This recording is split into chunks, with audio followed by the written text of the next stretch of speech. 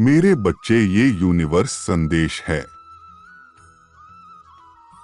आज परम पिता परमेश्वर अपने एक खास बच्चे के लिए संदेश लेकर आए हैं।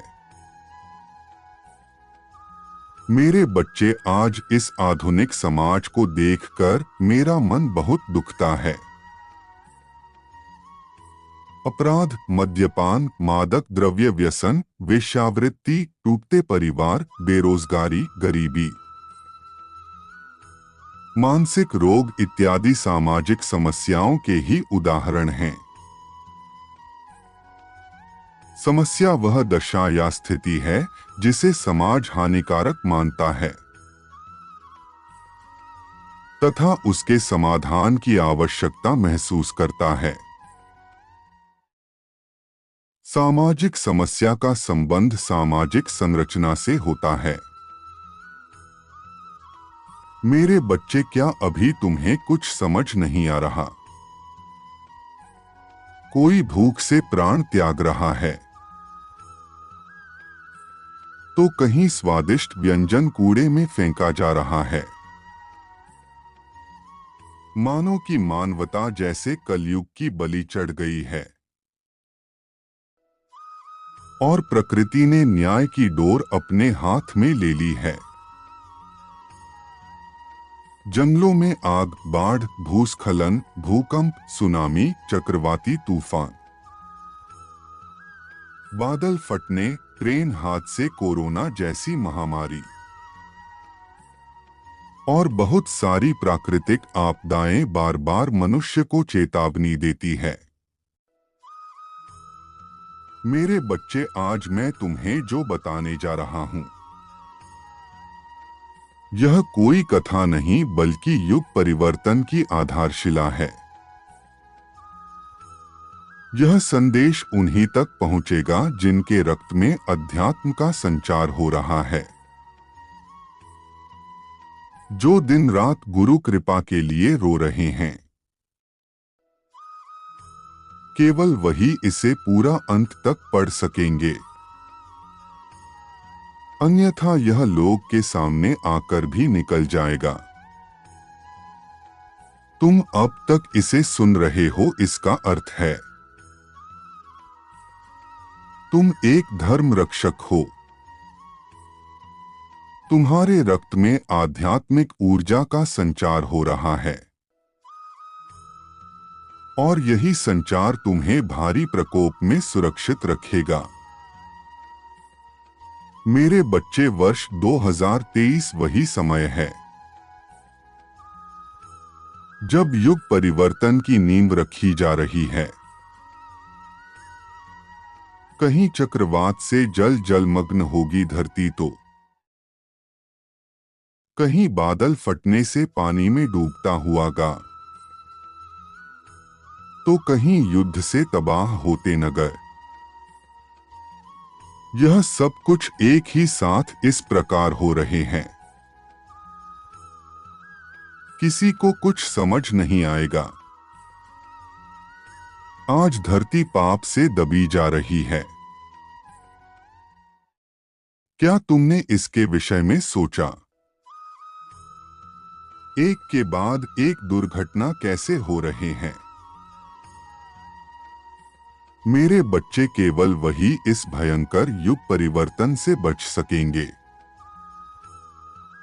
जो आध्यात्मिक मार्ग की शरण ग्रहण कर लेंगे।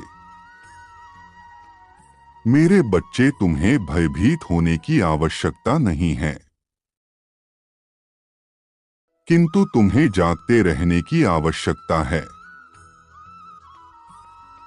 धर्म का खिलवाड़ बनाने वाला खुद प्रकृति का आहार बनेगा मानव के साथ। पशु जैसा व्यवहार करने वाले स्वयं पशुओं के हाथ मारे जाएंगे। आज कोई कितना भी धन या सम्मान का अहंकार कर ले, वह संपूर्ण सृष्टि का धन लेकर भी एक पल का जीवन नहीं खरीद सकता, क्योंकि काल के लिए कोई छोटा या बड़ा नहीं है। मेरे बच्चे, जो सोया हुआ हो उसे जगाया जा सकता है, किंतु जो सोने का स्वांग कर रहा हो उसे कदापि नहीं उठाया जा सकता। जो आज पृथ्वी पर ज्यादातर लोग सोने का स्वांग कर रहे हैं, वह काल को आते देखकर भी अपना स्वांग नहीं छोड़ने वाले। यह पृथ्वी आज भी स्थिति इसलिए खड़ी हुई है क्योंकि सैकड़ों अदृश्य शक्तियां दिन रात जगत कल्याण की प्रार्थना के लिए ध्यान मुद्रा में बैठे हुए हैं। मेरे प्रिय, मैं देख रहा हूं लोग अहंकार की कोर्स में जा रहे हैं और प्रकाश की तरफ कोई भी बढ़ना नहीं चाहता। यदि कोई एक व्यक्ति गति से विपरीत चलकर उस प्रकाश की मार्ग को ढूंढना चाहता है तो उसे खींचकर, पटककर या मारकर अहंकार में लाया जाता है, क्योंकि इस अंधकार का राजा है कलयुग, जो एक भी व्यक्ति को अपने हाथ से निकलने नहीं देना चाहता। इसलिए वह तुम पर बार बार प्रहार करता है, कभी अपने से ही पीड़ा दिलवाकर तो कभी घोर संकट की स्थिति उत्पन्न करके, ताकि तुम परमात्मा पर अपना विश्वास छोड़कर अंधकारमय वातावरण में लीन हो जाओ। स्मरण रखना, तुम प्रकाश की ओर जा रहे हो। जब एक व्यक्ति प्रकाश के मार्ग में प्रवेश करेगा तो हजारों लोग उसके ओर चलने का प्रयास करेंगे, किंतु यदि तुम ही असफल हो गए तो लोग भी हार जाएंगे जो तुम्हारी प्रतीक्षा में बैठे हैं। तुम ही उन्हें मार्ग दिखाओगे मेरे बच्चे। मैं तुम्हें किसका आश्वासन देता हूं, तुम्हें उसी प्रकार सुरक्षित कर लिया जाएगा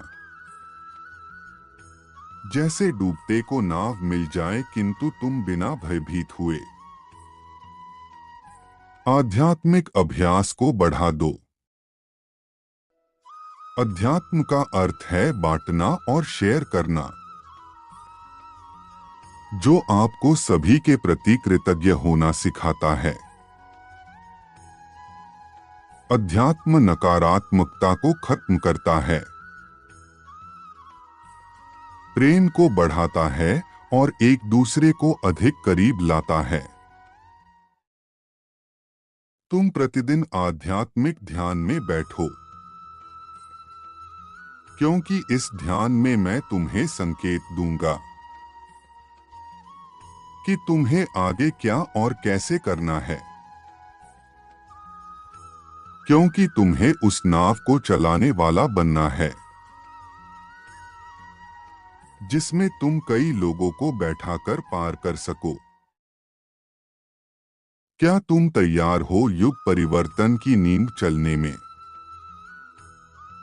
क्या तुम सहायक बनोगे? क्या तुम्हें ध्यान में अनुभव मिलने लगे हैं? यदि हाँ, तो तुम परम पिता परमेश्वर के सबसे सच्चे बच्चे हो।